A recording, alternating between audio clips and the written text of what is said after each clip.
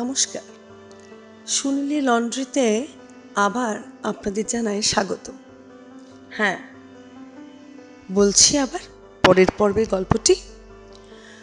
আগের দুটি পর্বে আপনারা শুনেছেন যে সুনীলি লন্ড্রিতে নীল আর গোলাপি দুই জামার আস্তে আস্তে ভাব জমেছে। গোলাপির মোটেই পছন্দ নয় লন্ড্রিতে অতদিন ধরে পড়ে থাকা, কিন্তু কি আর করবে, তার মালকিন মল্লিকা ম্যাডাম সে নিয়ে যেতে ভুলে গেছে তাকে।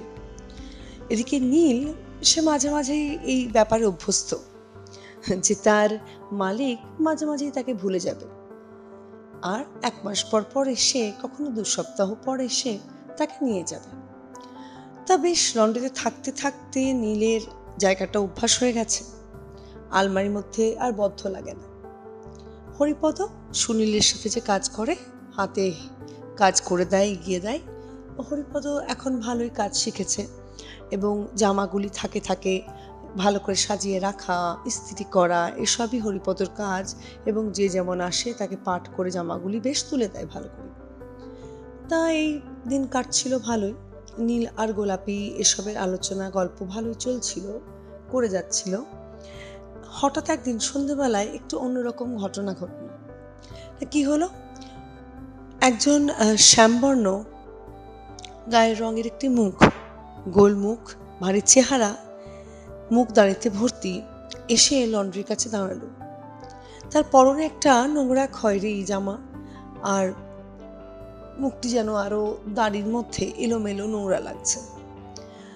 হঠাৎ জিজ্ঞেস করলো, সুনীলদা কাজে বেরিয়েছে, সুনীলদা আছে নাকি?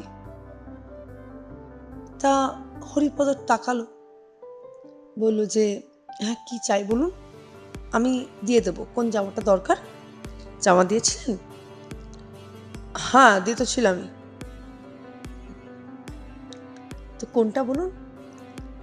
এবার ছেলেটি উত্তরটা অন্যরকম ভাবেই দেয়। তার ডান হাত কোমরে আরেকটি দোকানের দেওয়ালে রেখে একটু বেঁকে দাঁড়িয়ে হরিপদর কথাতে সোজা হয়ে মুখটা এগিয়ে নিয়ে বলল, ওসব পাঁচে পুঁথি দিনক্ষণ তো দেখিনি ভাই।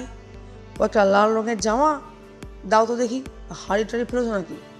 না না, হারাবো কেন, হরিপদ উত্তর দেয়। আর দেখছি, দাঁড়ান। হরিপদ এটা সেটা খুঁজতে লাগলো, কিন্তু লাল রঙের শার্ট পেল না। কি ভাইয়া, হারালে নাকি? হ্যাঁ, আমার চাকরির ইন্টারভিউ আছে, সেটা পড়ে যেতে হবে কিন্তু। আপনি কাল আসুন একবার, সুবিধা থাকলে ঠিক বার করে দেবে। না না, আমার এখন চাই। ওই তো আলমারির মধ্যে কয়েকটা শার্ট আছে, বেশ দেখছি, খুলে একটা দাও না। আরে রাজুদা, অনেকদিন পরে। সুনীলের গলা পেয়ে হোমরা চেহারা রাজু ঘুরে তাকালো।